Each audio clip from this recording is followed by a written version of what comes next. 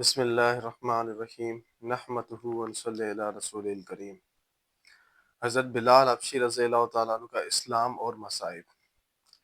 حضرت بلال حبشی رضی اللہ تعالیٰ عنہ مشہور صحابی ہیں جو مسجد نبی کے ہمیشہ مؤذن رہے۔ شروع میں ایک کافر کے غلام تھے، اسلام لے آئے جس کی وجہ سے طرح طرح کی تکلیفیں دیے جاتے تھے۔ امیہ بن خلف جو مسلمانوں کا سخت دشمن تھا، ان کو سخت گرمی میں دوپہر کے وقت تپتی ہوئی ریت پر سیدھا لٹا کر ان کے سینے پر پتھر کی بڑی چٹان رکھ دیتا تھا تاکہ وہ حرکت نہ کر سکے، اور کہتا تھا کہ یا اس حال میں مر جائے اور زندگی چاہے تو اسلام سے ہٹ جائے، مگر وہ اس حالت میں بھی احد احد کہتے تھے، یعنی معبود ایک ہی ہے۔ رات کو زنجیروں میں باندھ کر کوڑے لگائے جاتے اور اگلے دن ان زخموں کو گرم زمین پر ڈال کر اور زیادہ زخمی کیا جاتا تاکہ بے قرار ہو کر اسلام سے پھر جاویں یا تڑپ تڑپ کر مر جائیں۔ عذاب دینے والے اکتا جاتے، کبھی ابو جہل کا نمبر آتا، کبھی امیہ بن خلف کا، کبھی اوروں کا، اور ہر شخص اس کی کوشش کرتا کہ تکلیف دینے میں زور ختم کر دے۔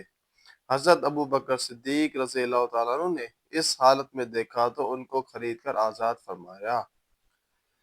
فائدے میں شیخ الحدیث لکھتے ہیں، چونکہ عرب کے بت پرست اپنے بتوں کو بھی معبود کہتے تھے، اس لیے ان کے مقابلے میں اسلام کی تعلیم توحید کی تھی، جس کی وجہ سے حضرت بلال رضی اللہ تعالیٰ عنہ کی زبان پر ایک ہی ایک کا ورد تھا۔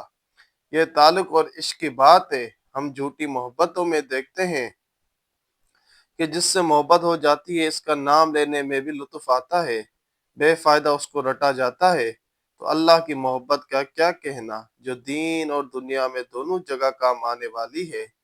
یہی وجہ ہے کہ حضرت بلال رضی اللہ تعالیٰ عنہ کو ہر طرح سے ستایا جاتا تھا، سخت سے سخت تکلیفیں پہنچائی جاتی تھی، مکے کے لڑکوں کے حوالے کر دیا جاتا کہ وہ ان کو گلی کوچوں میں چکر دیتے پھرے، اور یہ تھے کہ ایک ہی رٹ لگائے تھے۔ اسی کا صلہ پھر یہ ملا کہ پھر حضور صلی اللہ علیہ وسلم کے دربار میں مؤذن بنے اور سفر حضر میں ہمیشہ اذان کی خدمت ان کے سپرد ہوئی۔ بس میرے بھائی دوستو، یہ ذکر یہ قصہ تھا حضرت بلال رضی اللہ تعالیٰ عنہ کا، جن کا نام آج ہم اپنے بچوں کے اوپر نام کے اوپر رکھتے ہیں۔ بس اللہ پاک ہمیں بھی ان کے راستوں پر چلنے کی توفیق عطا فرمائے، آمین۔